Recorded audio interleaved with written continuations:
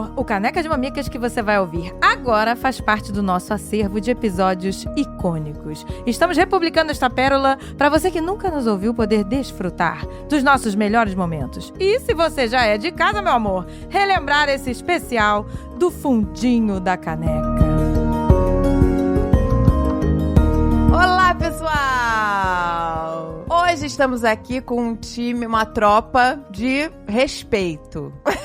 Uma galera que vai mostrar pra gente como tem que ser. Como a gente tem que... Como é que é? Se portar. Não é? E hoje o assunto é bullying. O bullying pode ter sido na infância ou pode estar acontecendo agora, né? Não importa. Aqui é a Agatha Ottoni, tudo bem, meu amor? Este é um tema que eu sempre quis gravar. Só pra eu jogar aqui, fazer minha terapia. Minhas frustrações. Eu tô até com a caixa de lenço aqui. Estou fanha e resfriada, mas vamos lá.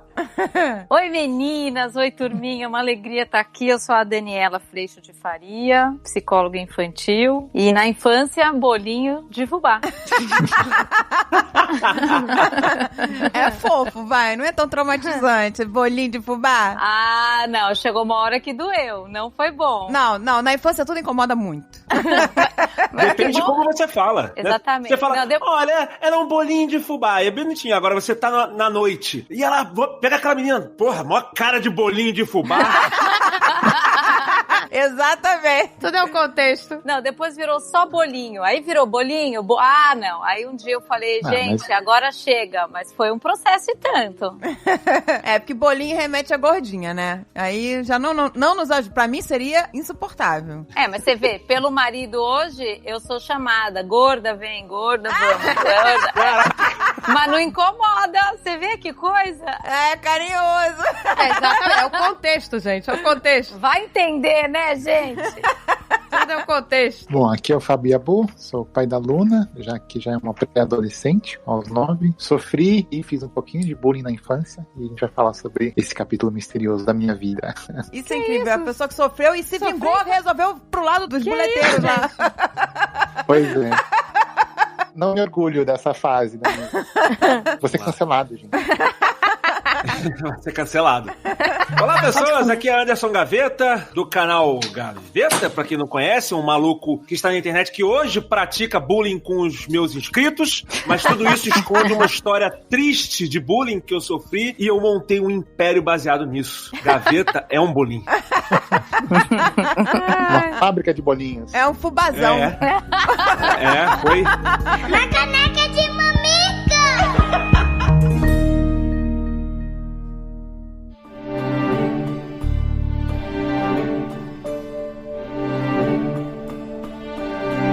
A gente tem que deixar claro que existem níveis de bullying, certo? Exato. Sim.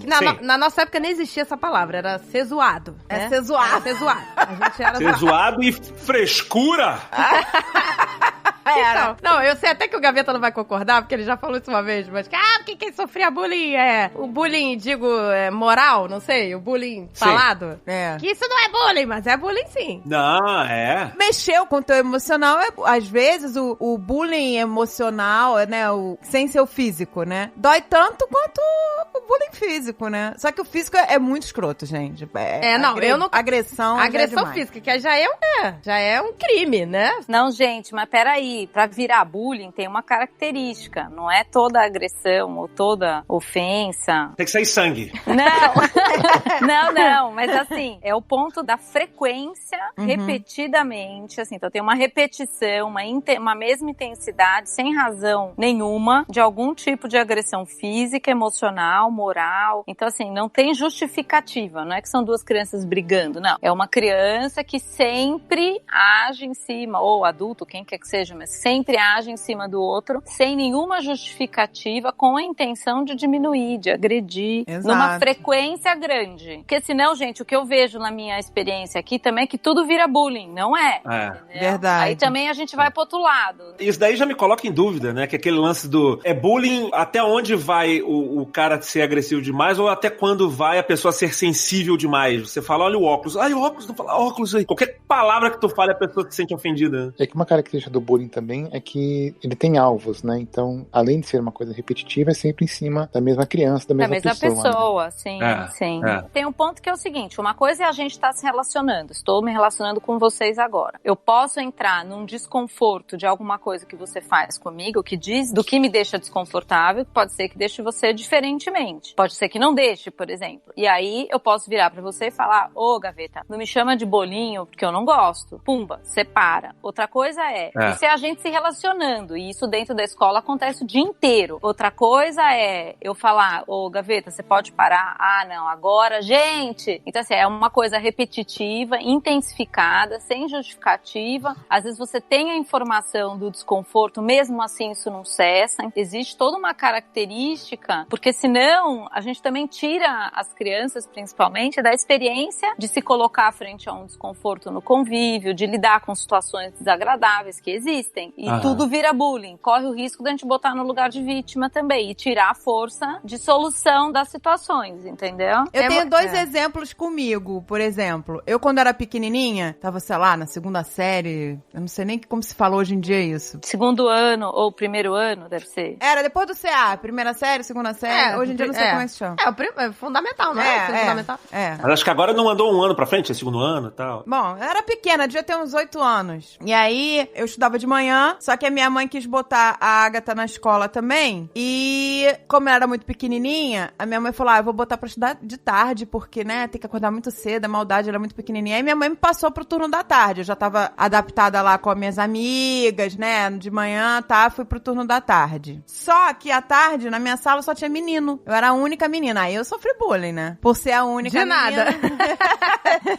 Não, mas eu não, em momento algum eu pedi pra minha mãe passar pra turma da manhã, porque eu queria é aquela coisa de irmã mais velha, né? Eu sabia que a Agatha chorava todo dia no colégio e eu queria estar lá pra defender, entendeu?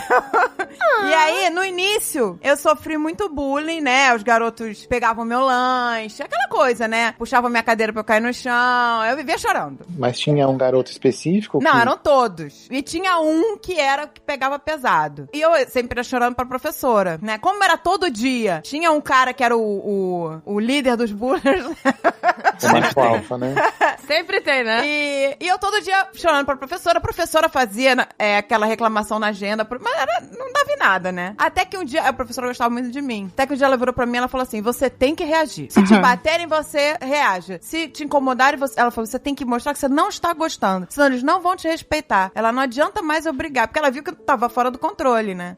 Só que aí, eu ficava com aquilo na cabeça, mas eu não tinha coragem, porque eles eram mais fortes que eu. Não adiantou nada ninguém falar pra mim, você tem que fazer isso, você tem que fazer aquilo outro. Nada disso adiantou. São ações, né? Eu só reagi o dia que o cara tocou no meu ponto, assim, que ele não podia tocar. Questão de comida. Eles roubavam meu lanche todo... É que eu sou muito gulosa. Eles roubavam meu lanche todo dia, eu não ligava, porque, né, era sempre a mesma coisa, meu lanche. Mas teve um dia que a minha mãe me mandou Coca-Cola. Ela nunca mandou refrigerante pra mim. Nunca. Era sempre aquela garrafinha térmica, eu abria, tinha Toddy lá dentro, né? Aquele Toddy quentinho. Um dia eu abri, saiu de dentro da garrafa, teve uma Coca gelada. Eu fiquei numa emoção. Eu falei, caraca, minha mãe me mandou Coca-Cola, ela nem deixa eu tomar refrigerante. Eu fiquei numa alegria, que aquele foi um momento de glória, sabe? Foi o lanche mais feliz da minha vida. Aí chegou o líder dos bullers, pegou o sanduíche dele, tirou o presunto de dentro e jogou dentro do meu copo de Coca-Cola. Nossa. Aí ele mexeu num lado que ele não podia. Que eu tava no meu happy moment ali, mega tipo, cara, que vitória, Coca-Cola no lanche. E aí o cara foi e enfiou o presunto gosmento, cheio de manteiga. E naquele momento, eu virei um bicho. Um bicho. Eu levantei, encostei ele na parede, eu falei, nunca mais encoste no meu lanche. Aí ele bateu com a cabeça, nessa que eu tava com muita fúria, eu levei ele até a parede, ele bateu com a cabeça, machucou. E aí quando ele foi sentar, ele voltou pra sentar meio tonto, eu ainda puxei a cadeira dele. Olha aí, virou um monstro. Cara, a turma inteira era só de menino. A turma inteira me aplaudiu. Eu virei, tipo, a Mulher Maravilha da sala. Passei a ser super cool, porque o cara mexeu no meu lanche. No lanche especial, não era... Eles mexiam no meu lanche todo dia, mas foi mexendo. A Coca-Cola eu não tomo, tá? André, chegou. Eu não tomo refrigerante. Mas Mas a Coca-Cola já me liberou um André happy moment. chegou igual Tropa de Elite 2. Quem disse que a sala é tua? Mas não adiantou. a sala. Por isso que eu falo, não adianta falar, faz isso, faz aquilo pra criança, porque não vai. Tá, a gente precisa ajudar a construir um movimento que vai vir, que tem a ver com a pessoa que vai fazer. Esse é o nosso papel. Isso. Então, isso foi bullying. Eu configuro bullying. Aí, muito mais tarde, na 8ª série, eu entrei pra uma turma que tinha uma menina que ela era repetente e ela se achava dona da 8ª série, porque ela, né, já tava ali há mais tempo. Isso também sempre acontece. E aí... Na linguagem do bullying, o mongol gigante. E eu me lembro que no primeiro dia de aula na 8ª série, eu entrei na sala e sentei, não tinha nome nas carteiras no primeiro dia, depois eles botavam. Mas no primeiro dia meio que você escolhia seu lugar, e aí dali pra frente, eles colocavam o nome nas carteiras a partir do local que você escolhia pra você sentar. E eu sentei e a garota chegou, como ela era repetente, ela chegou bem agressiva, né? E falou, sai daí, que aí é meu lugar, né? Bem grossa. Porque é mais velha, né? A pessoa é mais e velha. já me puxando pra fora. Sim, chegou fumando, cheio de tatuagem. Eu mais velha já tava calejada. Aí eu olhei assim, em volta da carteira, olhei pra frente, onde deveria estar o nome, né? Eu falei, engraçado, eu não tô vendo escrito jumenta aqui. Uau! Uou! Nossa, desse dia em diante, eu saía na porrada com ela todo dia. Teria sido talvez bullying se eu tivesse medo e não reagisse, né? Mas era só eu e ela. E todo dia, dali pra frente, a gente saía na porrada quase todo dia. No 8º ano, na 8ª série, grande já, você saía na pancada. Ela vinha agressiva pra mim, agressiva. Uma vez eu cheguei com os tererês, eu fiz os tererês na praia no cabelo, e quando ela viu, ela pegou, enfiou a mão e arrancou meus tererês, tinha cabelo, ela arrancou meu cabelo na mão dela, sabe? Meu Deus. Falou, deixa de ser ridícula, arrancou, sabe? Aí saímos na porrada. No dia seguinte tava ela cheia de tererê também. Isso que eu ia te falar. Você sabe que um dia, se você desse mole e virasse rápido, ela te beijava, né?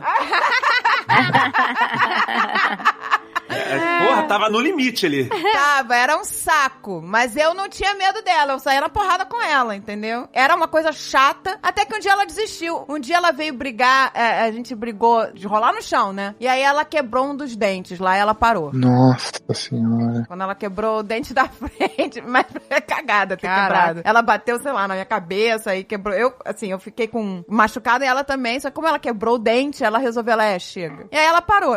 Gente, eu nem lembro o nome dela, pra você ter noção. Meu Deus. Eu não É, lembro, gente, eu não mas consigo lembrar o nome dela. Mas o bullying é justamente isso. É como você reage àquilo. É o seu comportamento. Eu acho que é muito mais válido a gente educar o filho em relação a isso do que você evitar o bullying. Evitar o bullying não vai ter como. Porque acho que assim, o maior risco que a gente corre é a gente realmente colocar a criança que sofre bullying num lugar de vítima e o que faz o bullying num lugar de vilão. Quando, na verdade, existe ali uma oportunidade de aprender a se relacionar com respeito, obviamente, e tudo mais. Só que a gente não pode esquecer o que faz uma criança se tornar alguém que atua em frente ao bullying ou faz bullying e uma criança... A gente tá falando também de temperamentos. Então, normalmente, você vai ver na postura da criança que faz bullying, existe um temperamento mais dominante e impaciente. É uma criança que entendeu que tem que ser do jeito dela e ela passa igual um trator em cima. Ali tem aprendizado, precisa ficar mais flexível, precisa sair desse lugar. Senão, ela realmente vai passar em cima, desrespeitando e desconsiderando todas as relações dela. Mas, às vezes, esse é um lugar que às vezes eu escuto muito aqui nas minhas filhas, não, porque ele é popular. E eu falo, mas o que é isso? Não, o popular é o cara que às vezes é um babaca, mas como todo mundo tem medo, tem todos aqueles parasitas em volta ali pra não ser a vítima da situação. Então, é muito interessante ver o quanto toda essa rede, assim, esse sistema funcionando, tudo se alimenta, mas o quando a gente não põe a criança no lugar de vítima, a gente convida ela, isso que você fez, por exemplo, de viver o desconforto, foi ficando um desconforto, uma hora eu me defendi, esse é um processo que aconteceu dentro de você. E a hora que você tem apoio dos adultos pra isso, seja em roda de conversa, ir lá falar, que pode até chegar a uma necessidade de uma colocação física como essa que você fez, a gente começa a fazer uma movimentação nessa situação que a princípio tá colocada, o outro é o forte e aqui tá a fraqueza. Não é verdade, mas tem um aprendizado dos dois lados acontecendo. Mas sabe o que aconteceu? A professora, por exemplo, falava pra mim, reage,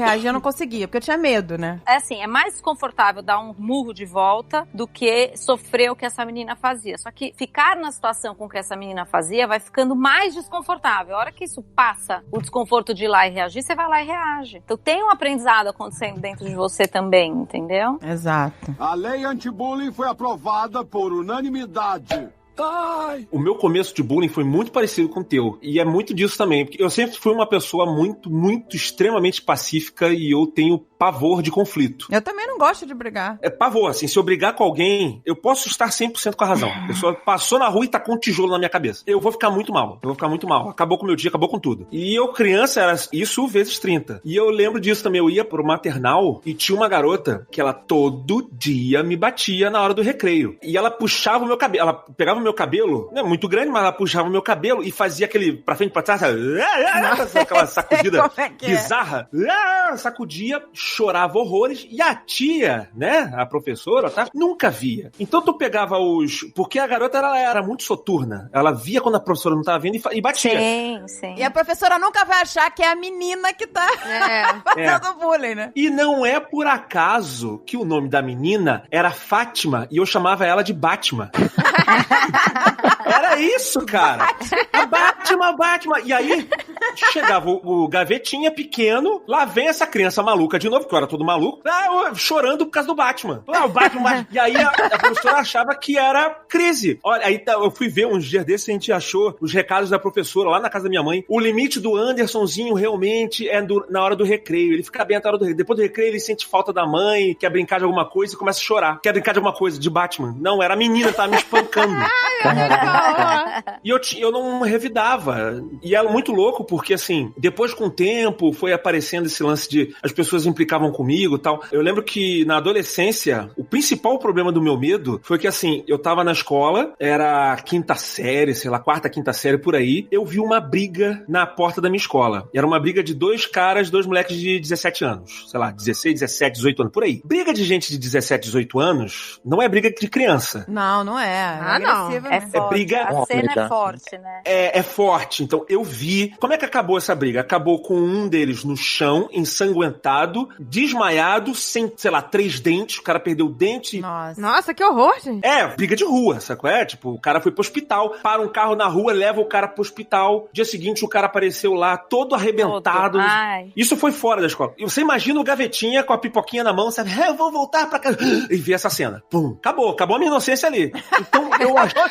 Acabou. A morte da inocência. É a famosa trancada. Então, eu falei, cara, se eu brigar... Aí, quando um moleque começou a implicar comigo na escola, e ele era faixa azul, faixa foda-se de karatê, ele botava a banca que ele lutava, não sei o quê, eu falei, eu vou peitar o cara. Eu falei, pra quê? Vou ficar que nem no que apanhou o Elton, sei lá. Vou ficar que nem o Elton aí, vou aparecer amanhã com 90 dentes pra fora, eu vou enxergar mal pro resto da vida. Mas eu briguei com ele de volta. Eu falei, dane-se, vou ficar todo arrebentado e ele ainda vai continuar batendo em mim. Então, eu achava que, assim, a melhor coisa é não fazer nada. Gaveta invisível. Não deu certo. Obviamente não deu certo. Não dá certo. A parada começou a expandir pros outros alunos, porque o Gaveta é o cara que não revida.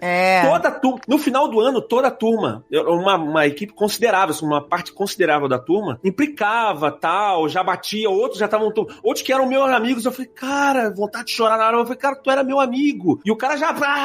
E todo mundo... A graça era zoar o Gaveta, que eu implicava, eu caía e fazendo isso aqui, me trancava em banheiro, dava porrada, era tipo todos... A parada foi escalando, eu comecei a faltar aula, não ia pra escola, comecei a matar, ficava só jogando Street Fighter no Flipper, que pra mim, psicólogos, né, realmente deve pirar com essa... associação de eu estar jogando Street Fighter. O cara, pô, tu gosta de Street Fighter? Eu gosto pra caralho! Morre, Blanca! Vem pra porrada! Street Fighter! Não entendi por que E aí eu lembro que eu botava forte, né? Assim, a gente zoa, mas na época foi fortíssimo. E eu lembro que, assim, foi todo um esquema, porque, assim, eu faltei muita aula e aí eu reprovei, porque eu sempre fui um aluno, hoje em dia eu sei que eu tenho TDAH, na época eu não sabia. E eu sou muito ruim de ler e tal. Eu me dava bem quando eu ia pra aula, porque eu via o professor falando e eu tenho uma memória visual muito forte, então eu sempre tirava boas notas porque eu via. Quando eu comecei a faltar muita aula, me estrepei. Repeti de ano e eu lembro que no final do ano eu só pedia pros meus pais assim, eu só quero mudar de escola, porque essa escola é ruim. Eu tinha vergonha de falar pra eles, eu tinha esse lance de... Principalmente o menino, né? Essa comunicação dos filhos com os pais não deveria ser tão difícil, mas eu não sei porquê. É verdade. Né? Acho que o filho não quer decepcionar o pai, achar que vai achar que eu sou fracote. E o meu pai tem esse lance também, assim, meio turrão, e eu queria impressionar o meu pai, então tinha esse lance também, o daddy issues aí. Exato, a gente não quer decepcionar os pais. E foi pior, porque assim, eu só falei pra ele que eu não fui, ele não entendeu, ele me deu um esporro do tamanho do universo quando eu repeti de ano, um esporro como eu nunca vi na vida, chorei pra caralho, ele nunca soube disso. Isso daí, aí o meu daddy issues foi pra um outro nível depois disso, sabe, assim. Com certeza. Só agora velho, fazendo terapia, conversando com um psicólogo, que eu fui entender várias raízes minhas, eu conversando, sabe, tentando conversar com meu pai. Eu falei pra minha mãe um tempo atrás, minha mãe chorou, eu não sabia, ela não fazia ideia. Eu falei, ela apanhava todo santo dia. Eu só não apanhei mais porque eu fui na outra escola, porque foi num período, sei lá, eu fui pra sexta série, isso aqui, foi sexta série que eu repeti. E eu tive o famoso desenvolvimento, e eu fiquei um mongol gigante. E eu fiquei o que eu sou hoje. É que você tem uns 2 metros, né, Gaveta? Tu é alto pra caramba. Eu tenho 1,84. Então, assim, na sexta série eu já tava com 1,81. Gigante. Caramba. Aí intimida. E eu, como eu não queria esse contato, eu tinha medo do conflito, eu ficava lá atrás soturno, né? Então as pessoas tinham medo do Gaveta. Era um mito. Não, ninguém chega perto do Gaveta. Aquela porra fica lá atrás ali, deixa ali. Mas você já era o Gaveta? Foi um pouco Ou antes. Você era o pequeno Anderson ainda? Não, eu já era Gaveta. Ali, sexta série, foi a partir da quarta, quinta série, eu já era Gaveta. E aí eu fui e ninguém mexia comigo, e eu aprendi a viver com isso. Enfim, aí eu fui desenvolvendo. Mas isso quando você mudou de colégio, você passou a ser o... Ou quando você só simplesmente repetiu e era uma nova sala? Não, eu mudei de colégio, era uma nova sala, eu fiquei meio quieto. Eu ainda repeti de novo, tá? A sexta série, quando eu fui pra uma nova escola, porque eu não me sentia... Aí tem uma porrada de coisa psicológica junto no meio, porque eu já comecei a ficar viciado em matar a aula e ir pro flipper, era tipo um escape meu. É interessante isso que você tá falando, porque assim, se a gente for pensar em 3 fases, por isso que antes de qualquer coisa, como pais que somos hoje, a gente precisa mostrar a nossa imperfeição pros nossos filhos, porque se a gente não mostra, eles também não podem trazer a deles pra nós. Isso é uma coisa... Claro. Exato, porque não querem nos decepcionar. Poxa, meu pai é tão foda, minha mãe é tão foda, imagina se eu mostro que eu sou essa pessoa frágil. A gente não é. Então, assim, quando a gente mostra que não é, a gente abriu essa conversa. Ó, tô com uma dificuldade, não tô conseguindo, tarará. Mas o caminho interno é assim, primeiro existe um estado de alerta. Então, Gaveta, você entrou em estado de alerta, porque eu comecei a andar no recreio evitando aquele cara original lá. Depois eu tinha começa... medo, pavor. Pavor. Você já tá com alterações biológicas, alteração de batimento cardíaco, tudo isso já tá acontecendo que você tá bicho, acuado, ou eu vou ter que lutar, ou eu vou ter que correr, você já tá esperto. Aí, o que acontece, a hora que virou todo a tua coisa do silêncio, é um nível 2, você entra em resistência, que é assim, eu tô com muito desgaste, é uma alteração de humor, alteração de sono, alteração da ida à escola, a vida não consegue mais andar normal, e você tá num desgaste enorme, tentando resistir a isso da forma que você achou que era uma resistência, que é, eu vou aguentar, foi crescente o negócio. Aí você vai pro nível 3, que é, exaustão e esgotamento. Quando você vê que a resistência não funciona, mas você tá sem saída, aí colapsa mesmo. Aí você consegue pedir ajuda, aí essa mudança de escola, por exemplo, eu fiz uma mudança de escola também, que foi muito importante, porque você passou a começar a vida na outra escola, escolhendo o teu comportamento pra você exatamente não dar beirada, não dar... Então você começa aprendendo na experiência fazer essa mudança de comportamento para evitar exatamente a mesma situação. situação. Mas assim, isso me tem fez depressão. não ir pra escola. Pois é. Então, vem uma coisa depressão, vem uma ansiedade enorme de querer evitar a situação de conflito. Então, assim, é muito doído, mas pra mim são duas coisas. Precisa ter os adultos por perto em casa, a gente precisa ser pais abertos ao erro, à falha, a mostrar isso pros nossos filhos, pra criar essa ponte de conversa do que quer que seja. E a outra coisa é que na escola precisa existir espaço de conversas. Eu acompanhei um bullying uma vez, que era um menino que eu atendia, foi muito forte, assim, ele apanhava todo dia, mas ele não tinha essa coragem de enfrentar. Um dia ele enfrentou, foi pior, aí a turma veio junto dessa pessoa que fazia bullying, e aí ele foi pra diretoria da escola e falando que tava com muito mal-estar físico, ele tava com realmente muita dor de barriga, ansiedade, ele tava com mal-estar físico, e a orientadora, ela virou pra esse menino e falou, é só isso que tá acontecendo ou tem mais alguma coisa a mais? E nessa hora, ele falava pra mim, eu pensava, falo ou não falo, falo ou não falo, que medo de falar, se falar vai ser pior, se não falar, tá ruim também. Então assim, é uma decisão importante, mas sem os adultos, às vezes fica muito difícil. Então, ele falou, essa orientadora chama o outro menino, aí fazem lá combinados, ela faz a colocação de que a escola não admite isso, aquele negócio todo. Dia seguinte, ele volta e tá pior, porque agora ele ainda dedurou pra escola, bababá. Pois é, então, às vezes parece uma situação sem saída, igual a do Gaveta. O que ele ia fazer com um monstro batendo nele todo dia? Porque o cara falava pra mim, se você falar alguma coisa, eu vou te pegar fora da escola. Isso. Eu sei onde você mora. Exato.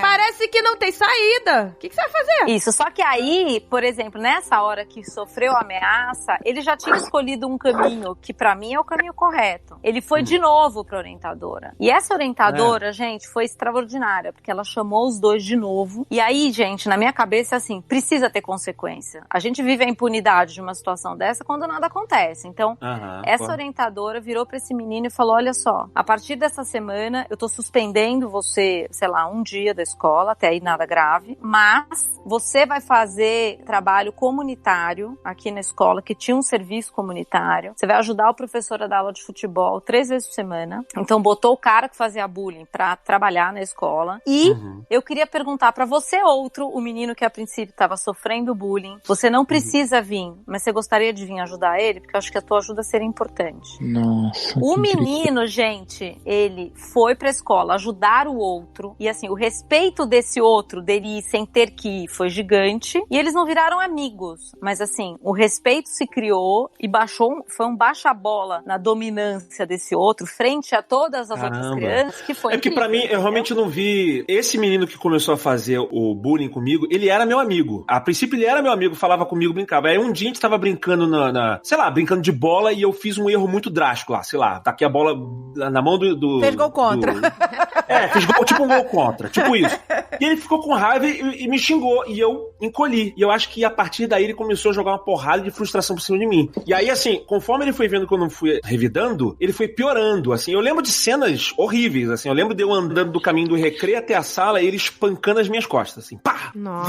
Vira! Pá! Fala! Pá! Fala! Pá, pá. Ele estava num nível já tão sádico, assim, que, por exemplo, Nossa, ele sabe, gente. em determinado ponto ele descobriu que eu gostava de uma menina da sala. Ferrou. Ele fazia questão de me humilhar quando ela estava perto, quando ela olhava. Ele esperava eu sentar pra puxar a cadeira, jogava pra longe, me dava porrada. Tu vai bater? Vai! Jogava as coisas no chão. Deus, me gente. trancava no banheiro, arraiava as calças. Meu Deus. E eu escondia, dava porrada, eu escondia, assim, botava a blusa por cima pra ninguém ver, se ficava marcado. E... Sorte, hein, Gaveta? Eu preciso fazer essa pergunta. Por que as crianças são tão cruéis, meu Deus Então, do é isso, céu? então, é isso que eu tento entender. O porquê que o bullying acontece? Essa criança tem problema na família? Então, se a gente vai partir de uma premissa, que eu não tenho mais essa, mas eu já tive, de que a gente nasceu perfeito, a gente vai achar que isso foi colocado dentro dela. Eu hoje tenho uma premissa que a gente nasce imperfeita, a gente é capaz de coisas horríveis de verdade, eu sou capaz de coisas horrorosas. Sim. O ponto é, existe um freio que vem pela educação, vem pela fé, vem pela tua consciência, vem exatamente pelo aprendizado das consequências das situações. Então, assim... Pelo próprio meio também, né? Pelas Exatamente. Crianças, pelo que Então, assim, o que o Gaveta tá falando que eu acho que é importante é, no temperamento do Gaveta, perceba que você, talvez numa não dominância e talvez numa eterna paciência, talvez pudesse ser teu temperamento original, quando você também fica rígido nisso, a violência, ela não explodiu pra fora, mas ela explodiu pra dentro. Você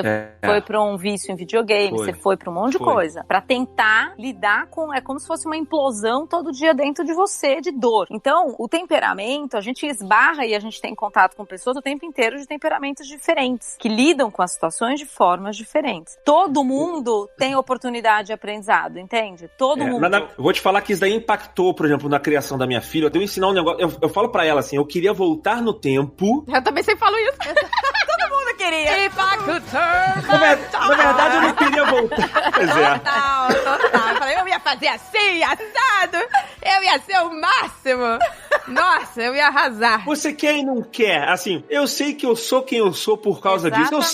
Eu sei. Mas ao mesmo tempo, tem aquele desejinho oculto de voltar no tempo. E não é voltar no tempo, é falar pras crianças hoje, né, os mais novos. Eu falo isso pra minha filha. Eu falo, se alguém bate em você, Juju, não sei o que, você tem que falar pra professora.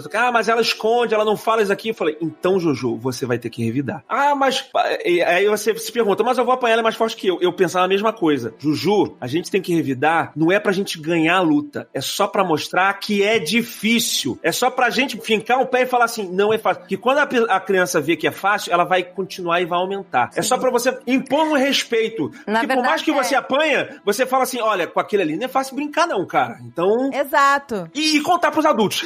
Também, né? Porque olha só, se aquela garota que me batia lá na 8ª série, que ela vinha bater do nada, de graça, se eu não tivesse revidado, talvez mais gente teria se juntado a ela, porque era fácil demais. Sim. Mas como não era fácil, não era fácil nem pra ela. Ela implicava comigo, mas ela apanhava também. Então ela vinha agressiva. Então, mas na verdade, o que o Gaveta tá falando é assim, a gente precisa ensinar nossos filhos um posicionamento sempre que o desconforto aparece. Não dá pra engolir sapo, engolir. Eu lembro de uma menina que o bullying era diferente. Ela tinha 8 anos, ela ia pro recreio, numa turma de meninas, e aí elas brincavam de pega-pega. Só que o sorteio de quem pegava era assim, a gente vai abaixar e levantar, quem levantar por último vira pegadora. Mesmo que ela não tivesse levantado por último, ela virava pegadora. Então ela era sempre a pegadora. Aí eu falei, bom, aí começa o negócio, você pega alguém começa a pegar? Não, eu sou eternamente a pegadora. Então tem uma sacanagem aí, porque era uma sensação meio de feita de boba. Tanto pra começar pegando, como pra eternamente ficar lá pegando. E ela foi entrando em desconforto.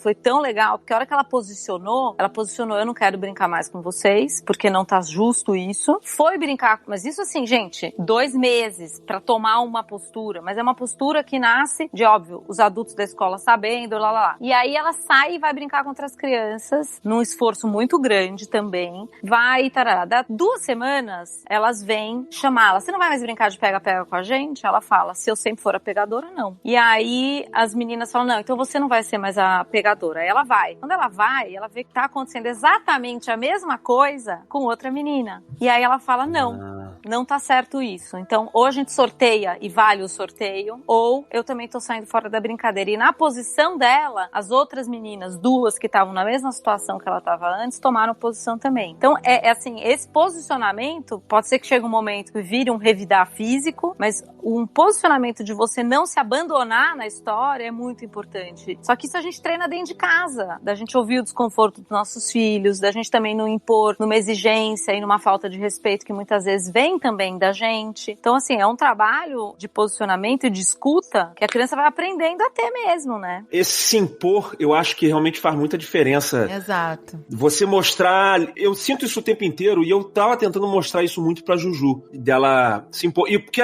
eu sei que às vezes você se impor resolve, mas às vezes não. Às vezes o mal, ele é muito maior do que você consegue controlar, né? Sim. Tipo, às vezes depende do bullying. E aí... Depende do bullying, exatamente. Aconteceu algum tempo atrás, no condomínio onde a gente mora, um menino começou a fazer bullying com a Juju, né? E aí assim, ele tá implicando comigo, ele é muito grosso e vai lá. Falei, Juju, faz isso, fala aquilo, fala não sei o quê. E eu sei que ele é mais forte, né? Mas aí ficou nessa. E aí teve um dia que a Juju chegou em casa chorando. Pai, o fulaninho me fechou e me deixou presa lá. E eu fiquei presa e eu não consegui sair.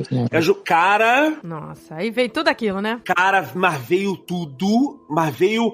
O Gavetinha voltou. Cara, ainda bem que o moleque tava calmo. Porque eu estava... Eu ia arrancar a cabeça daquele moleque. Ia ser, sabe? Sub-Zero wins. O moleque, eu ia matar um moleque de 10 anos. Eu fui com uma energia. Cara, olha, eu do meu tamanho, cara, o olho vermelho, assim. Eu fiquei com o olho preto. Bruce, sabe? Do tubarão do Procura Nemo. Vamos lá. Cara, eu desci cuspindo fogo, assim. Nossa, é horrível, né? E foi mágico, porque eu falei assim, eu ainda fiz uma armadilha. Eu falei, vai na frente. Deixa eu ficar aqui atrás recuado, não deixa ele me ver não, vai. Aí a Jojo foi na frente, ela foi toda feliz, sabe? Assim, o papai vai me defender. Eu não quero isso sempre. Ai, meu Deus. Eu queria que ela se defendesse, mas esse chegou um ponto que assim, ela falou, cara, eu não tenho força pra vencer ele. Eu já reclamei com a mãe dele. Eu falei, porra, a mulher tá, não tá... Ela tá, é assim mesmo, criança assim mesmo. Ah, é? Vou mostrar que criança assim mesmo. Desci, vou mostrar que criança assim mesmo. Cara, desci, eu falei, vai na frente esse desgraçado fazer... Não, vamos lá, vamos. Foi quando ela chegou ali, foi chegando na quadra, o moleque veio que nem um míssil na direção dela. Saiu, não sei o que, papapau. E já foi meio esticando a mão pra, sabe, já acuar ela. Caraca, eu surgi que nem um Batman. Surgi. Ô, fulano! Foi. Ô, fulano! Já, tudo bom? Vamos conversar aqui, meu querido. Eu tentei segurar muita onda, mas eu senti claramente que a minha energia tava desproporcional, porque o moleque parecia que tava vendo um assassinato na frente dele.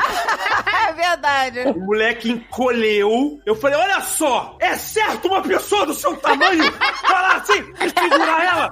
Poxa, meu amigo! Esse cara tava muito nervoso. Ai, eu estava tremendo.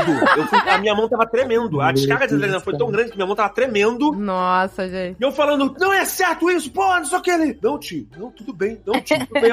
Aí eu fui acalmando, não, porque olha só, ô fulano, não é assim, sabe? Ela depois vai ficar assim, triste. Eu fui explicando lá do meu jeito lá com ele. Não é assim que se brinca. Pra você pode ser divertido, pra ela não é. A gente tem que se entender, entendeu? Ela tá toda triste aqui, vai deixar de descer, você vai não sei o que, vai reclamar com a tua mãe, você vai ficar de castigo, é legal, não é legal. Então, vamos respeitar. Ela tá falando que não tá gostando dessa brincadeira. Eu não quero nunca mais que você encoste a mão dela, tá? E vamos fazer isso assim. Aí ele entendeu e tal. E passou, cara. E aí ele foi... Agora me dá um abraço.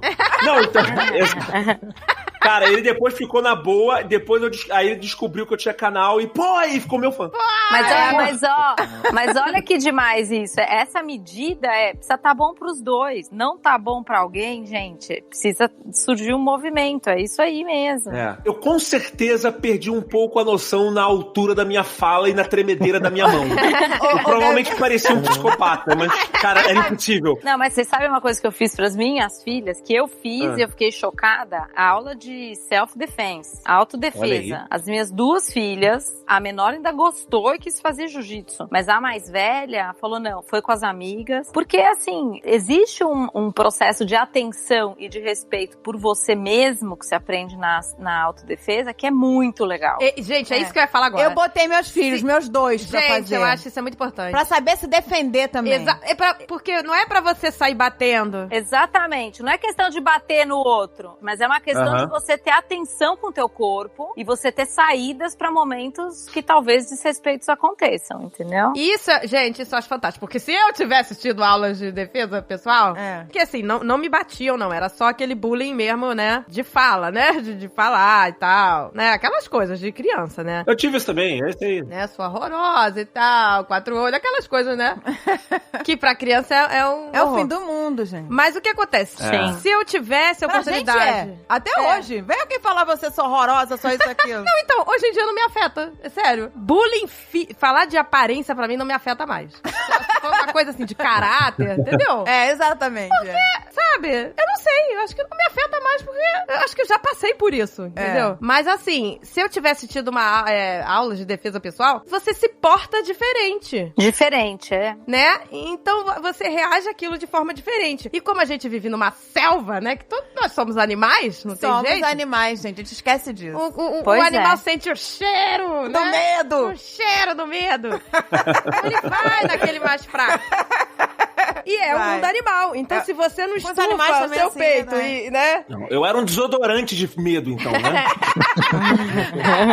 Não, aí é mais complicado, Mas pensa que esse é um processo dentro da gente. Então, assim, eu também tinha um temperamento mais introvertido, mas não. O meu esforço na escola era pra eu passar desapercebida. Dá pra ser uma planta? Era o que eu tentava ser, porque aí não ia ter nada de errado. Por sorte, o máximo que me aconteceu foi um bolinho de fubá mesmo. Mas assim, de verdade, o processo de se botar pra fora num espaço onde você ocupa o teu lugar e você entende que ninguém tem esse direito, é um aprendizado. A gente tá aprendendo a fazer fazer isso mesmo. Gente, mas o que o Gaveta fez, eu já fiz também, viu, Dani? Só que eu não dei abraço na criança depois. Não, eu não abracei ele, não. Eu não abracei ele, não. Não, mas posso falar? Eu tenho que falar um negócio pra vocês. Agora, na minha aula de autodefesa, quando eu derrubei um cara do tamanho do Gaveta e eu tenho 1,56m, pra mim foi uma realização mesmo. É tipo, pode vir, entendeu? É um poder. É um poder, a gente tem que saber utilizar também, né?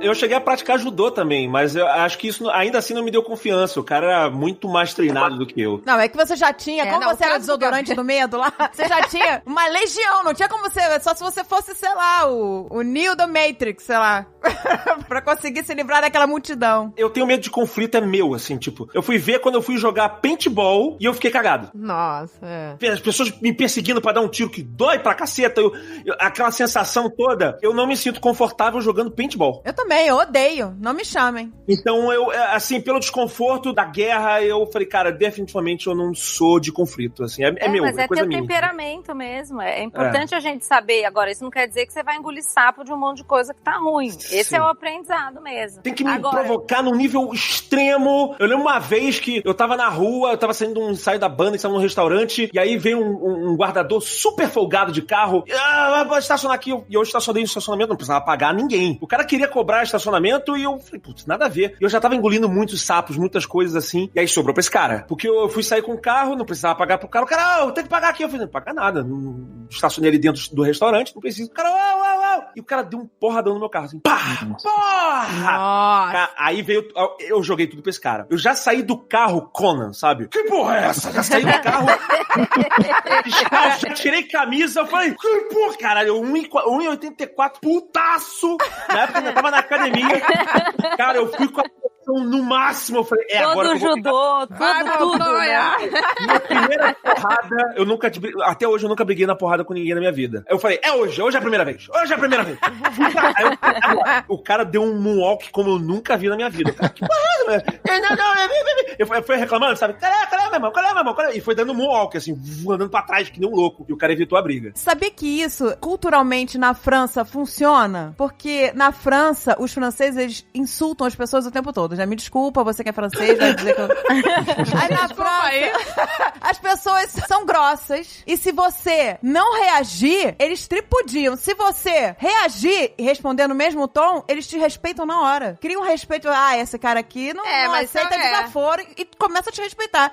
Essa pessoa aqui é foda. Essa pessoa aqui não aceita desaforo. É andar em estado de alerta o dia inteiro na França, né? E eu aprendi isso com a pessoa que mora lá e falou pra mim, olha, se alguém vier ser grosso, você tem que responder à altura. Se você baixar a cabeça, fudeu. E o francês é assim, é uma coisa cultural, entendeu? Às vezes ele nem sabe, né, que tá sendo grosso. É simplesmente o jeito, né? Não dizem que o árabe é assim com negociação? Se você não pechinchar é quase uma ofensa, você tem que pechinchar, não é? Sim.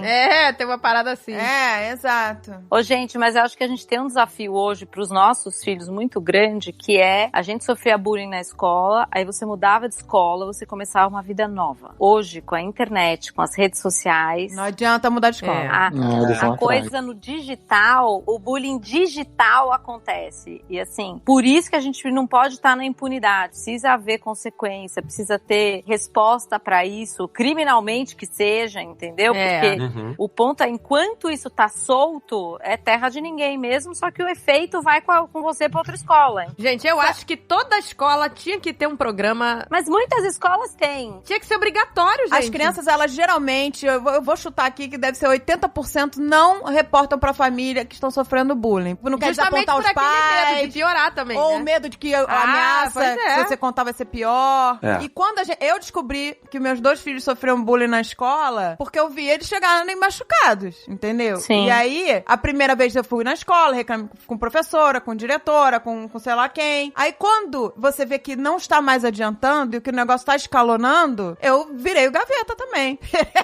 Caraca. O tubarão lá. Porque você começa a ficar desesperada. Mas é que a gente tem a questão do temperamento. Eu tive a minha filha mais velha, ela ia pra escola, voltava chorando. Eu falei, o que tá acontecendo? Isso lá no Brasil ainda. E ela tinha 3 amigas que literalmente catavam a mochila dela, chutavam e jogavam a mochila do 2º andar da escola. Nossa. E ela travava por completo. Mas por que trava? Porque se é um dominante com dominante, rola no chão. Rola no chão. Agora, se não é um dominante com outro dominante, alguém tá travado e isso submete. Então, foi entrando em desconforto. E aí eu falei, veio uma vez, veio outra. Ela falou, mãe, sobe uma raiva muito grande. Eu falei, a raiva só te conta que tá ruim mesmo. O que você pode fazer? Eu tenho vontade de jogar a mochila dela. Joga. Ela, ai, mãe, mas eu não tenho coragem de jogar a mochila dela. Então, como é que eu posso te ajudar? Porque também não dá pra gente sair salvando, senão a gente também não cria recurso neles. É verdade. É uma situação difícil. E aí eu fui pra escola, sentei com a orientadora e falei assim, tá precisando haver espaço de troca. Então assim, ela começou a fazer a escola, começou a fazer toda sexta-feira, em vez das crianças irem pro recreio, separava grupos de menino e menina e às vezes fazia junto, roda de conversa. E aí eu falei pra minha filha, você vai ter essa oportunidade de você levantar lá, alguém quer dizer alguma coisa que tá ruim? Ela falou, mãe, pode deixar que eu vou ser a primeira. Bumba, levantou a mão, foi um monte de gente falando tudo que tava ruim, fizeram milhões de combinados e a escola andou perto. Então assim, precisa haver essas oportunidades, porque senão é rolo de recreio, pancadaria de recreio, o bedel também não pode ser um bedel no recreio, precisa ser rodízio de professor. Então é uma responsabilidade tanto que a gente como pais pode exigir da escola, entendeu? Exato, a gente tem que exigir, porque quando você chega lá na escola, olha, mas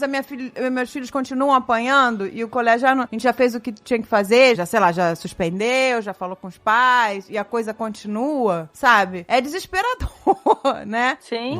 Quando a escola tem essa abertura, não, realmente nós vamos fazer alguma coisa, é muito importante. Então, mas a gente tem que entender o seguinte, uma coisa é uma criança de 10 anos fazendo um negócio desse, outra coisa é uma criança de 4. Então também, às vezes tem crianças de 3, 4, entendeu? Tem crianças, eu já tive acompanhamento com crianças de 3 anos que estavam empurrando e mordendo, e no fim o bullying veio dos pais, que olhavam o menino como um vilão, põe no solto e passa comida embaixo da porta. Não, moleque, entendeu? Então assim, às vezes essa rede também de WhatsApp dos pais, ela também atrapalha muito, porque você já botou o moleque lá no pau de arara, é um vilão. Exato, é um vilão. E também não dá chance de saída, entendeu? Eu vi isso na escola, que tinha um menino que ele era muito agressivo, assim, com todos os outros amiguinhos lá, muito agressivo. E aí, quando um dia a gente foi ver ele no futebol, e o pai dele foi lá torcer. Caraca, dava pena. Vai, pega a bola. Aí não, pode. O pai, sabe, treinava um moleque, parecia que tava treinando um soldado, assim, agressivo. A gente, cara, por isso, na hora que a gente viu isso, eu lembro, amigo meu, a gente olhou um pro outro e a gente, tá deu pra entender.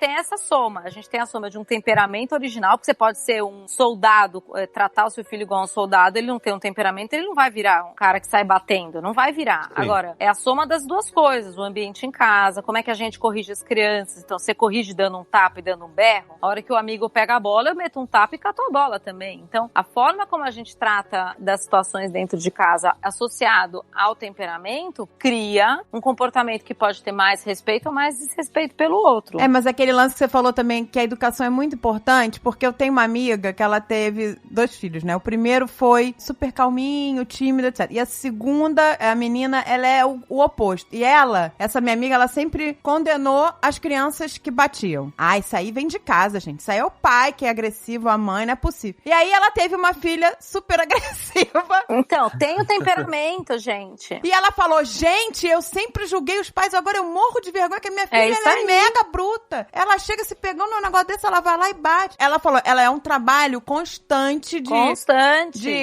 não pode fazer isso, vem aqui pedir desculpa, não sei o quê. De qualquer forma, a nossa postura é importante. Um dominante impaciente, ele vai querer do jeito dele, custe o que custar. Ele precisa aprender que não é só sobre ele. Não dominante, hiperpaciente ou um super extrovertido pode às vezes ficar submetido, ou um introvertido pode ficar submetido, mas ele tem que entender que ficar num desconforto pleno também não dá. Então, com os filhos diferentes que temos, um dominante é o cara que você fala, beleza, ele fala, eu não vou tomar banho. Você fala pra ele, decidir pra ele é importante. Você quer tomar banho agora ou você quer brincar um pouco e tomar banho depois e dorme direto? Você pode até dar alguma autonomia, mas você não se abandona na relação, porque precisa sair da rigidez. Rigidez é violência, entendeu? Pra qualquer lado. Eu fiz que nem o Gaveta uma vez, não me orgulho, mas funcionou. O Alan não só apanhava na escola, como roubavam dinheiro do lanche. Então, mas funcionou porque eram crianças pequenas, Eram né? pequenos, mas eu já tinha reclamado. Isso é pior ainda, E né? a escola não fazia nada, eu já tinha reclamado, pedi pra professora, e vi que tava todo mundo muito omisso. É isso eu e acho o Alan errado. chegava A escola... em casa machucado. Sim. Com dor no estômago, com olho roxo, sabe? É, que aí a escola começa a agir que nem prisão, né? E aí Deixa um dia eu lá falei, quer saber? rolar no refeitório, né? Eu falei cheguei que nem o Gaveta lá que era um tubarão. Cheguei lá e falei assim com o tubarão do olho preto. Falei, quem é? Eu quero que você me aponte agora quem é. Eu ia buscar todo dia no colégio, né? Aí o Alan apontou. O menino era a coisa mais fofa do mundo, parecia o Harry Potter. Com aquele óculos redondo. E eu fui no modo maluca. Pois é, você vê, a gente... O garoto com o olho arregalado também, parecia que tava um monstro na A gente frente. esquece, né, que a gente, né... Não, eu virei e falei assim, olha, eu sei que você está tendo atitudes marginais. Você sabe o que você faz é crime? E sabe o que vai acontecer? Porque a escola não tá fazendo nada, mas agora quem vai fazer sou eu. Sabe o que acontece com meninos que cometem crime, como você, roubar e bater? Você não vai pra cadeia que você é pequeno, você não pode ir pra cadeia, mas os seus pais vão pra cadeia. Eu vou na polícia agora, seus 2 pais vão pra cadeia e você vai por orfanato, que não vai ter quem te criar. Nossa senhora! Aí a gente perde o controle, né? Também pra fazer que... Olha só, vem cá, meu queridinho. Se você não aparecer agora, papai e mamãe vão morrer. E eu vou arrancar uma mão um dedo a cada tapa que você dá, tá bom? E ó, quietinho. E se você contar pra professora, ela vai morrer também. Não, só que eu fui pior. Eu falei, eu quero que seus pais saibam. Eu falei pra ele contar. O garoto nunca contou, né? Nunca mais bateu ninguém também, nunca mais roubou dinheiro nenhum. Funcionou. Eu confesso que eu me segurei pra não ir pra um lado, assim, eu falei, eu não posso traumatizar outra. No final das contas, eu sempre tenho medo de criar um gavetinha. Então eu falei, eu não posso traumatizar a criança, eu não posso cometer um crime. Você fica deslizando assim, tu fala, eu vou passar do limite do... Sou adulto, eu tenho controle das liberações.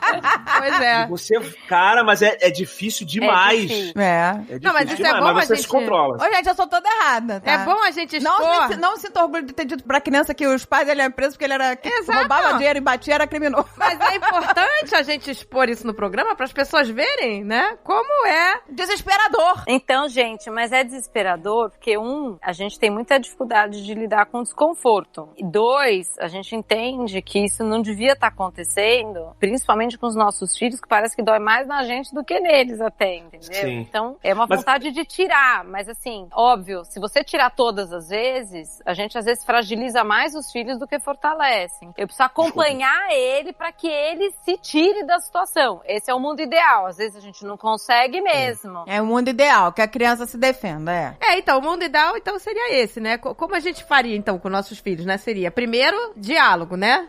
Sim. Que eles reportem as coisas. A gente Exato. tem que orientar pra isso. Sim. E segundo, então, preparar eles, não é isso? E esse esquema de pedir ajuda pra escola, como a Dani fez, e a escola se manifestar, também chegar na escola e falar, olha, eu conheci um caso, quem tá ouvindo aqui esse programa pode contar, conheci um caso que a mãe foi reclamar e a escola também se uniu, e aí toda sexta-feira tinha, né, aquele momento em que todos botavam que não tava legal. Não, essa solução foi ótima. É incrível. Porque você... Então, mas o Mas, ponto é ó, o seguinte, eu acho que se a gente pudesse pôr em passos, é assim, eu preciso mostrar pro meu filho que ele não precisa conseguir tudo, porque eu também não consigo. Então ele tá aprendendo em situações difíceis. Então isso abre conversa. 2, eu acho que a gente precisa ajudar esse filho, como é que você pode lidar com isso. Aí ele vai dizer, mãe, eu tenho uma vontade de jogar a mochila dela lá embaixo, mas eu não tenho coragem de fazer isso, porque eu sei que não é certo. Então assim, você vai ver às vezes o seu filho querendo permanecer agindo da forma correta, porque ele também não se sente bem em não agir da forma correta, percebe? Então você vai falar pro filho, vai lá e bate nele de volta. Às vezes essa criança vai falar, eu não consigo bater de volta, me agride fazer isso. Então, às vezes a gente exigir isso, a gente também tá desrespeitando um funcionamento. Agora, E não adianta, porque a criança, quando não é da índole, ela não tem coragem. pra ela é muito mais desconfortável ir lá e bater do que eu sofrer o negócio. Mas o ponto é, o desconforto tá crescendo, tá crescendo. Então, nosso apoio é que, respeitando quem você é, o que é que você pode fazer a respeito, e em paralelo, nós vamos atrás dos adultos. Seja o adulto da escola, se acontece dentro da escola, seja o adulto dentro do futebol, seja o adulto, o pai do prédio, aí nós vamos atrás como adultos, falar, ó, meu filho tá precisando de ajuda, teu filho tá acontecendo isso entre eles, você consegue ajudar daí? Porque eles precisam se respeitar. Então, pro adulto que for, a gente pode convidar ele a participar de uma situação que talvez ele não saiba, talvez ele ache legal, e ele precisa ouvir o outro lado, entendeu? Eu já falei o que eu falo pra Juju é não aquela revidar, eu falo assim, você tem que mostrar que não é fácil contigo. Eu tô falando, porque essa fase, eu falo assim, ó, você tem que mostrar que você não vai aceitar isso daí. Exato. Tô falando pra você sair batendo, até porque a Juju, ela é muito parecida comigo, assim, ela também não gosta de briga, ela não gosta do conflito. Exato. Então, é a mais... Eu falo, não é pra você comprar briga nem nada, não é isso. É se bater. Não deixa, não. Você não vai bater em mim. Você não vai bater em mim. Nem que pra isso não chega no limite de você ter que empurrar a pessoa ou até bater, mas pra ela parar de bater em você, entendeu? Tipo... Exatamente, uma defesa, né? Nem que você segure a pessoa, o braço, não sei. Isso. Tipo assim, para com isso, não tô gostando não disso, é você bater no sentido, né, tipo, você parar, pegar, não sei, conter a pessoa, frear. Parar, você conseguir frear. E você sabe que a Duda, por exemplo, que é a minha mais velha, tem um temperamento muito menos dominante do que a Malu, que é 3 anos e meio mais nova. Então, a Duda tinha, sei lá, 7 anos, a Malu tinha 4. A Malu vinha andando e dava na cabeça dela, batia nela. E a Duda vinha chorando. Aí eu falava pra ela, bom, você não gostou, que bom que você sabe, era aquele negócio todo. Bom, aí um dia ela chega pra mim e fala, mãe, ela quase bateu em mim. E eu falei pra ela, mas o que aconteceu nesse quase, que é a palavra mais importante aí? Ela falou pra mim, ela tava vindo, olha onde ela foi investigar, que toda vez que a Malu batia, ela fazia uma cara de quem ia bater. Então ela apertava a boca e vinha com uma cara de tubarão do olho preto.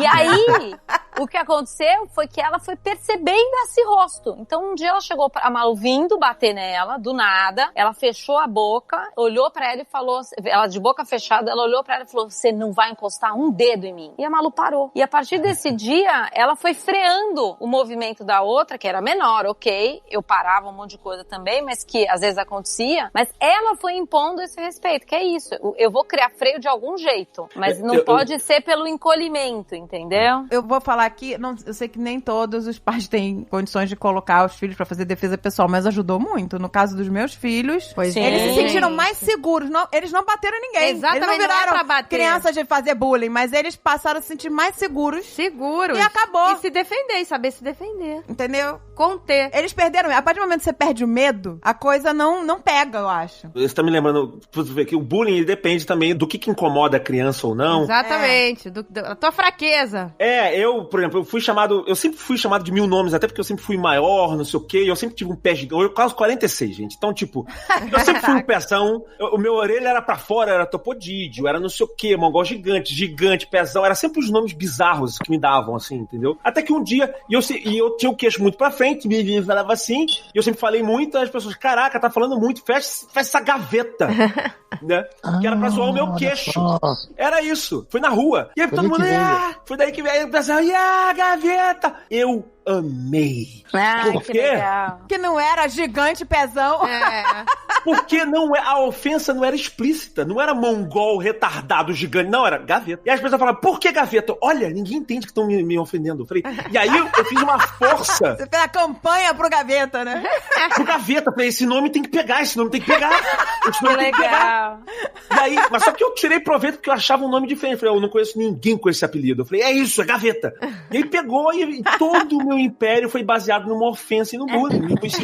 Mas tu vê, eu meio que não me incomodava tanto nisso. Mas, por outro lado, tem coisas que eu acho que você acaba lidando sozinho. Eu tô falando, a Juju, eu intercedi quando foi esse problema aí com ela. Mas teve um outro que a gente não intercedeu, que foi o seguinte, a Dani, que é psicóloga, já deve conhecer o mutismo seletivo. Sim. Que não é uma coisa não é tão comum. O mutismo seletivo são crianças, normalmente vai até aos 15 anos, depois que a gente foi procurar saber, que ficam quietas na presença de outras pessoas. É uma condição psicológica, é tipo uma vergonha. A criança, ela fica com vergonha de falar. E a Juju, ela teve mutismo seletivo. A Juju não falava nada na escola. E a Juju chegava em casa tagarela, chegava na escola, na rua, qualquer pessoa, às vezes com a avó. A gente levou ela pra psicóloga, fez o tratamento e tal, não sei o quê. E ela falava, eu tenho vergonha das pessoas ouvirem a minha voz, de ouvirem não sei o quê. Eu, caraca, Juju. E aí, assim, por mais que de vez em quando ela na escola começou a ser chamada de mudinha, ela tinha vergonha. Uma vez ela foi falar comigo, passou uma professora perto, ouviu, ela começou a chorar, porque ouviu a voz dela, não pode ouvia a voz. E aí, assim,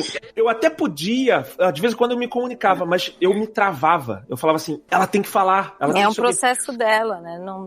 Então assim, na psicologia, com a psicóloga, a gente aprendeu que a gente não tinha que falar por ela, a gente tinha que fazer meios de motivar ela a ser corajosa. Isso. Então, isso a gente fazia várias ações que dava coragem pra ela. Olha, você... Aí botava ela pra subir um negócio, ela subiu, Juju! Ela fez coisas maravilhosas. Eu motivava ela a falar. Por isso que ela começou a aparecer nos vídeos, eu falava, eu exaltava. Olha como é que você arrebenta, as pessoas adoram quando você fala. Então assim, eu comecei a motivar isso, todos nós começamos a motivar isso. E aí um dia a gente foi cavando, ela foi falando. Aí começou a falar com uma amiguinha, mas tinha uma amiguinha da escola dela que ela amava, e ela queria falar com essa amiguinha da escola, mas ela não falava, era só linguagem de sinal, assim. Então a gente motivava. Aí um dia, cara, isso foi brilhante. Eu tava aqui no trabalho, minha esposa levou elas pro parquinho, ela quase falando, e aí minha esposa teve uma sacada muito boa, botou pra fazer a brincadeira do anel, sabe qual é? Passa o anelzinho na mão e tem que falar no ouvidinho. Aí botou ela do lado do Gabriel, que é o único amiguinho que ela falava, mas não falava do lado da Dani. E aí fui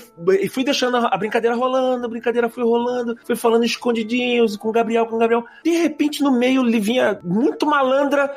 E aqui, ó, tá um negócio meio ruim aqui, troca aqui rapidinho. Aí trocou o Gabriel de lugar com a amiga dela. Botou a amiguinha do lado dela. E ela nem reparou. Aí, de repente, quando ela foi ver, era a amiguinha dela que tava do lado dela. Ela, cara, aí ela falou assim, foi aquele, sei lá, 3 segundos que ela parou, hesitou, foi no ouvidinho da amiguinha e falou um negocinho pra ela. Caraca, que legal. Pum! Que lindo. Ela falou... Daqui a pouco ela começou a falar de novo. E aí, cara, ela desembestou. Começou a falar, e ela começou a falar pra caralho. Nossa! E aí, cara, ela botou tudo pra fora. Começou, eu queria te falar isso naquele dia, eu queria falar naquele dia. Cara... Ai, que lindo. Juliana me liga chorando. Minha filha me ligou chorando. Eu chorei, eu choro agora só de lembrar. Cara, o que eu chorei aqui no trabalho, Juju, papai, eu falei com a Dani, eu chorando. Nossa, foi uma choradeira, gente, aqui assim. Que coisa, né, gente? Eu fico como é que a mente humana é incrível, né? Cara, foi uma conquista, assim, ela cavou, sabe? Puta merda! Então, assim, eu sei o valor que é a criança cavar o espaço dela também. Que lindo. Então, é legal você motivar essa motivação, mas ao mesmo tempo tem um limite que o adulto tem que intervir, se comunicar sempre, entendeu? Então, eu motivo. O lance é achar esse meio termo aí, né? Sim. Aqui, por exemplo, onde eu tô morando, a gente tá tendo uma questão com os adolescentes, principalmente, que a gente mora num lugar muito seguro, mas isso tá gerando uma extrema liberdade, uma liberdade responsável. Então, assim, tá acontecendo, por incrível que pareça, as crianças adolescentes, marcarem, 2 vão brigar, marca no campo pra brigar.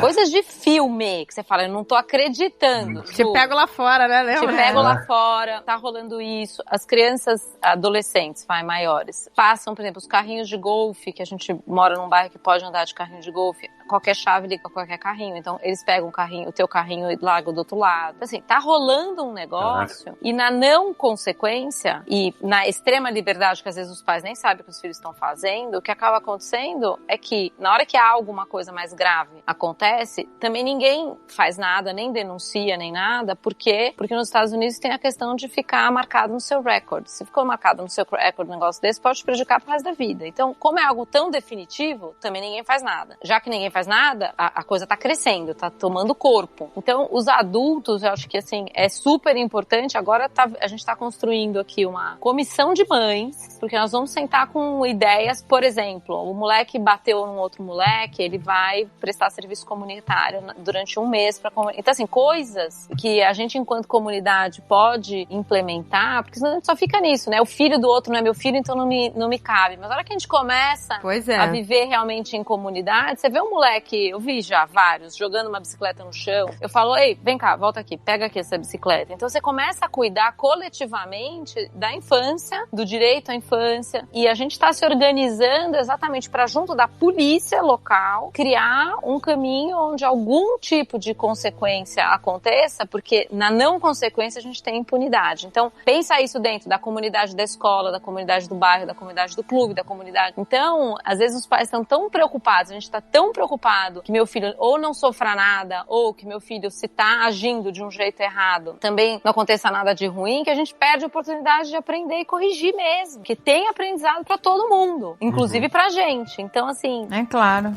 A hora que a gente entende o nosso papel, isso que você falou com o filho de outra pessoa, de uma violência que você viu, quando você é o adulto presente, eu penso, é meu papel também. Não é porque é com a minha filha, necessariamente, mas é nosso papel enquanto adulto presente. Você tá vendo duas crianças passando na garagem, duas crianças se pegando, você vai deixar? Não pode. Não, você é o adulto. Então, isso vai construindo essa noção de comunidade e de cuidado das crianças, né? De um modo geral, não só dos nossos filhos ou do filho do outro, né? É verdade. E eu espero que, assim, as escolas cada vez mais façam um trabalho em grupo aí, né, com as crianças, porque isso ajuda muito. Eu adorei o surgimento do Gaveta. Foi muito legal. Pois é, fiz. Hoje em dia eu faço um bullying com os outros. No Gaveta na cara, né? Gaveta na cara, eu respondo as pessoas fazendo bullying das idiotices que elas escrevem no meu canal. É isso. Uau! Foram anos de treinamento de bullying pra eu ter essa sagacidade. Expertise. Mas eu vou te falar que parece uma expertise mesmo, assim, de tanto que você tem medo de sofrer bullying, eu tenho isso muito aguçado em mim. Tipo, se alguém começa a me zoar, eu entro num modo maluco. É difícil me zoar. Cara, eu fui fazer uma apresentação na CCXP, eu tava lá de host, e aí um moleque que sabia lá um negócio de anime, eu não sabia, ele entrou de me zoar. Cara, eu escorracei o moleque no palco. Não vai zoar o apresentador, meu amigo, eu vou acabar com você. Esse cara só não sabe de nada. Eu falei, oi?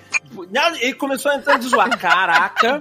Falei, meu amigo, são 41 anos de especialidade em bullying. Tu é moleque perto de mim. Nossa, mas eu zoei ele até o fim. Eu mudei o nome dele. Porque eu falei o nome errado da parada, era Bolinho. Eu chamei ele de Thomas Bolinho. E foi... Não é Bolinho, tá vendo? Mas eu fui zoar. Eu peguei. Eu falei, não zoa um zoador, cara. Não zoa um zoador que tu vai se ferrar. Meu Deus. Eu não sei se eu teria essa habilidade de responder assim, mas hoje em dia, cara, por isso que eu falo, se pudesse voltar no tempo, entendeu? Não, mas até hoje, quando eu ia reagir tô numa de outra discussão, forma. sei lá, qualquer discussão, quando eu acabo, eu falo, podia ter dito isso. Eu sempre me arrependo. Mas que na hora não veio, na hora eu fico nervosa.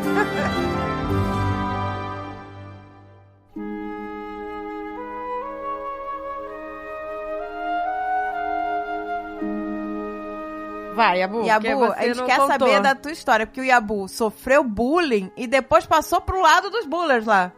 Bullers. Bom, porque como a gente falou, né, naquela época as coisas não tinham nomes, né? Tipo, não chamava bullying, valentão, né? Eram aquelas dinâmicas que a gente já conhece de escola, né? E que, em certa medida, lembram muito as dinâmicas de prisão, de cadeia. Não, lembra total, gente. Total. A escola, dependendo da escola, parece uma prisão. É igual. Exato. É o mais forte que vai lá, toma conta do pedaço, é igual. Porque eu acho que não só essas relações entre crianças ou entre presidiários, né? Olha para o que a gente tá fazendo. Crianças / presidiários. Porque é a mesma situação. Você tá, né, junto num lugar que confinado, tá todo mundo não pode sair. Exato. Quando quer. E as coisas acontecem. É mesmo esse princípio, né? Que horror. E são relações de poder que a gente traz de casa e também traz da sociedade. Não que necessariamente a gente veja um exemplo, a mesma relação que existe numa cadeia, por exemplo, sabe? Ou numa empresa, né? Em qualquer ambiente onde você tem, na sabe? sociedade mesmo, né? Exato, sei lá, mais de 5 ou 6 pessoas juntas, essas dinâmicas começam a aparecer, ou mesmo em casais. Sempre tem um lado que, ainda que esse poder se alterne, né, é mais dominante e o outro mais submisso, né? Sim. E eu acho que a infância, quando a gente tá na escola, acho que é justamente quando a gente aprende a lidar com essa dinâmica, sabe? Então, pelo menos na minha época e na minha vivência, eu experimentei muito desse, entre aspas, poder, assim, sabe? Ora eu tinha o poder de dominar alguém, ora eu era dominado, sabe? E eu lembro claramente que do lado dos dominadores, que não foi uma fase muito longa, mas ela existiu, eu tava na 6ª série, e aí tinha um menino que, putz, coitado, ele foi o único aluno novo de uma turma que já tava junto há muito tempo, né? Então, assim, ele já chegou numa posição de super desvantagem, ele era mais obeso, mais baixinho, muito calado, se eu não me engano ele era de outra cidade também, então ele tinha um sotaque diferente, sabe? Então, assim, virou um alvo fácil. Nossa, coitado, não tinha nada a favor dele. Pois é, Exato. gente. Não, é difícil. Mas justamente porque ele chegou numa posição de poder menor, sabe? E você se aproveitou, Fabiano? Não, mas calma que essa história tem final feliz. Não, te reconheço. Essa história tem final feliz. Mas é que aí o Yabu tinha sofrido já esteve no lugar dele, né? E aí, naquele momento, ele, ufa, não sou mais o alvo. Eu acho que tem um lance desse, né? Você tem dois caminhos. Ou você sente compaixão e tenta, ou você que é difícil. Descarrega sua frustração. Descarrega no rock. Descarrega no rock. Mas esse caminho não é linear. Ele, como eu falei, ele vai alternando essa balança de poder, né? Porque assim, no começo, aquele menino, pra mim, não fedia nem cheirava. Mas pra mim era só uma criança nova. E eu já tinha o meu círculo de amigos, então, tipo, eu não ligava pra ele. Mas aí, alguém, um dia, sabe assim, hoje, como surgem memes, alguém fala coronga e todo mundo começa a rir. Alguém falou, do nada, alguém falou pelanca na sala. E aí todo mundo começou a rir. E não era a direção do menino. Mas alguém cismou que era o apelido dele. E todo mundo começou a rir dele e o apelido dele virou pelanca. Nossa, esse é cruel, cara. Pelanca. Exato. Ele não era pelancudo, entendeu? Não era. Mas aí, eu lembro até hoje, sabe, de como foi essa dinâmica, esse processo interno comigo, sabe? Porque era uma criança, assim, que não me fazia nenhum mal, mas eu via as outras chamando ele de pelanca, tirando algum tipo de satisfação ou poder disso, sabe? Se divertindo com isso. Eu falei, eu vou experimentar também. Tipo, eu vou chamar ele de pelanca. E foi num desses momentos, assim, sabe? A mesma coisa do meme, quando surge. Na hora que eu falei, e aí, pelanca? Foi aqueles raros momentos em que ninguém tá falando nada na sala, sabe? E aí, tipo, todo mundo olhou pra mim e falou, what? Porque também eu nunca fui esse cara. Mas aí, naquele momento, eu me vi numa situação de poder, sabe? Falei, olha, tipo, é legal isso, sabe? Nossa, eu virei cool. Exato. Eu fui o que todo adolescente quer, né? O que ele quer. Exato. Ser aceito e... Tá do lado do... E aí, coitado do menino, que era todo dia pelanca, sabe? Eu meio que me inebriava naquele poder. Aí eu lembro que teve um dia que a gente tava no ginásio, na aula de educação física, e tava meio só eu e ele, sabe? E aí eu cheguei assim pra ele e falei, e aí, pelanca? Aí, sério, eu tô vendo ele aqui na minha frente. Ele virou pra mim e falou assim, o que foi que eu te fiz? Que ótimo. Meio, tipo assim, sabe? O ginásio inteiro desmoronou ao meu redor, eu fiquei assim no limbo, sabe? Tipo, cara, ele não me fez nada, tipo, nada. E aí, desse dia em diante, eu nunca mais zoei com ele. Nunca mais. A gente não chegou a ser amigos, de fato, assim, mas, cara, tipo, a gente, sabe, de vez em quando jogava um joguinho lá na escola, fazia algum trabalho junto, sabe? Porque assim, eu acho que foi essa coisa do poder, sabe? Ele não precisou mostrar que ele tinha um poder superior ao meu. E você não respondeu nada quando ele perguntou o que foi que eu te fiz? Você só desmoronou. Eu acho que eu desmoronei, cara. Eu fiquei quieto, tipo... Aí eu vi todas as vezes que eu fui zoado sem motivo. Exato. A gente vê a defesa acontecendo de uma maneira incrível, percebe? É fantástico, né? Mas ainda bem que funcionou, porque o Yabu tem coração, mas tem criança que não tem coração. Parece que não tem, que não adianta nada. Né? Mas mesmo a reação dele... O que foi que eu te fiz? A outra criança olha e fala, você é um bosta! E continua batendo. Exato. Mas eu vou continuar, né?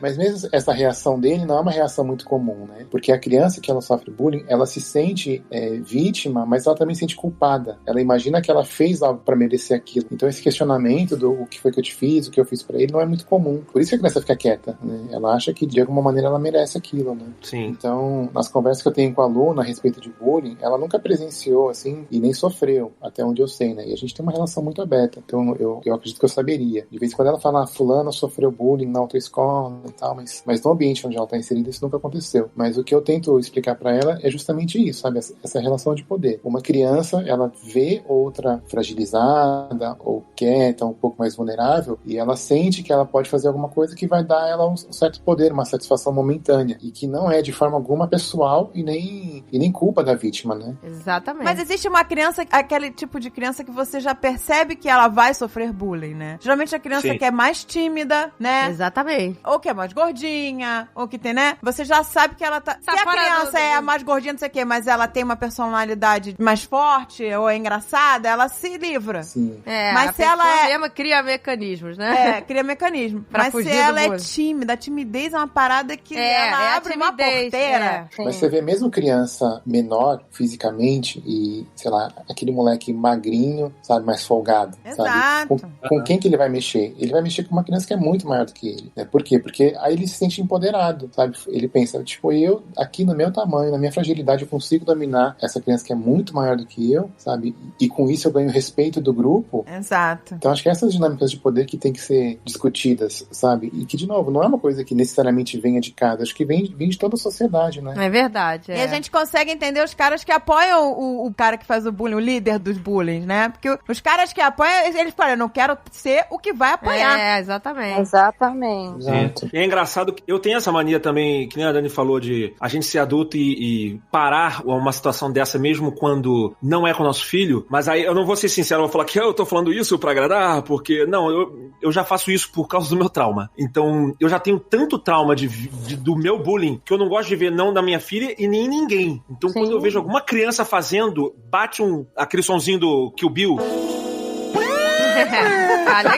Legal. Eu vejo, mas assim, quando não é com meu filho, eu normalmente entro com uma zoeira. Eu vi outro de um moleque lá, o que é isso, cara? E você tá zoando o cara, e você aqui, não sei o que lá, pau. Esse cara aqui é bom, eu já dou uma moral pro cara que tá sendo zoado. Pô, o cara ali faz um negócio que é muito melhor que você aqui, não sei o que, e você tá zoando ele, tal. Não é assim não, eu tento dar uma zoada, entendeu? Eu não consigo ficar parado e não fazer nada. Mas Sim. é pro meu histórico. Dá uma moral pra quem tá sofrendo bullying. É, eu fico meio nervoso. Mas com a minha filha, é pior. Aí o negócio fica sério. Mas eu vi, tá? Crianças que eram até amigas do Alan, que mudaram de escola por causa de bullying. E no caso dos amigos do Alan, deu certo ter mudado de escola, parou o bullying, entendeu? Mas a gente tem que ficar atento. Já a criança não quer mudar de escola, presta atenção. Porque se a criança ama aquela escola, por que ela quer mudar? Exato, Né? tem que prestar atenção quando nisso. a criança fala assim, eu não quero mais estudar nesse colégio. Não quer ir pra escola, porquê. exato, não tá motivado. E incentivar os nossos filhos a não fazer isso também. Exato. Eu acho que incentivar a criança a não deixar ver um amigo ser esculachado. Não ser omisso, Não exatamente. ser omisso, intervir, não deixar um outro bater no outro e achar normal. Falar assim, isso não é normal. Ninguém pode bater em ninguém. Quando você vê isso, você tem que reclamar. Reclamar com a pessoa, reclamar com os responsáveis. Exato, porque se os amigos, se as pessoas em volta não fossem omissas,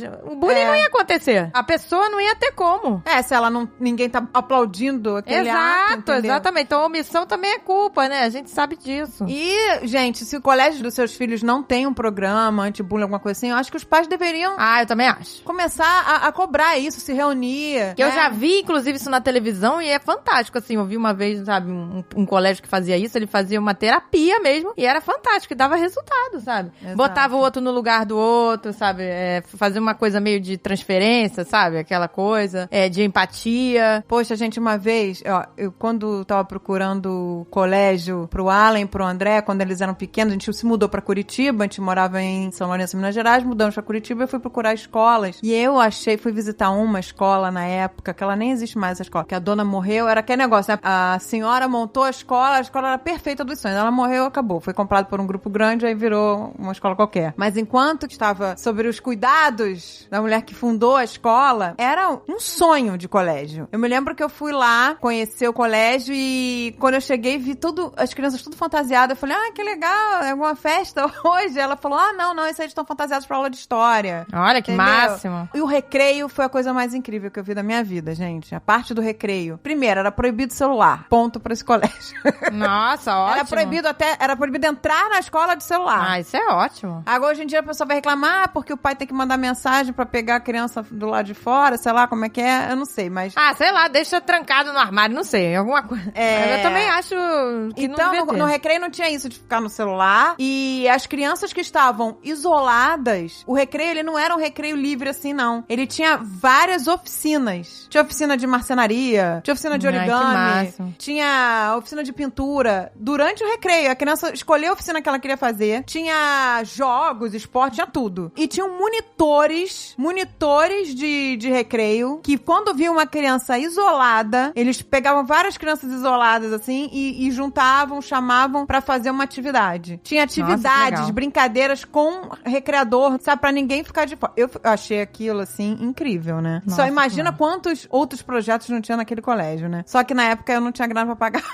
Eu não tinha grana, eu fui conhecer o colégio quando eu fui ver a mensalidade. Tava bom demais pra ser verdade, né? Eu não tinha grana pra pagar. Que delícia, tudo certinho. Eu chorei, eu falei, meu Deus, que sonho, mas eu realmente não tinha. A mensalidade pra um era mais cara do que pros dois em outro colégio. Né? Então, não tem como. Não tinha como eu pagar na época, mas... Bota na escola do bullying mesmo e bola pra frente.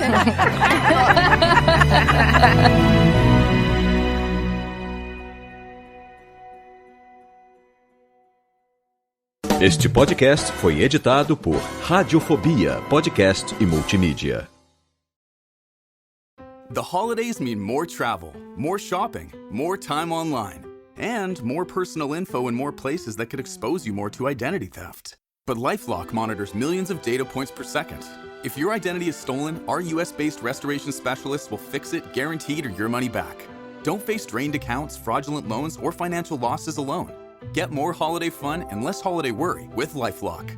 Save up to 40% your first year. Visit LifeLock.com/podcast. Terms apply.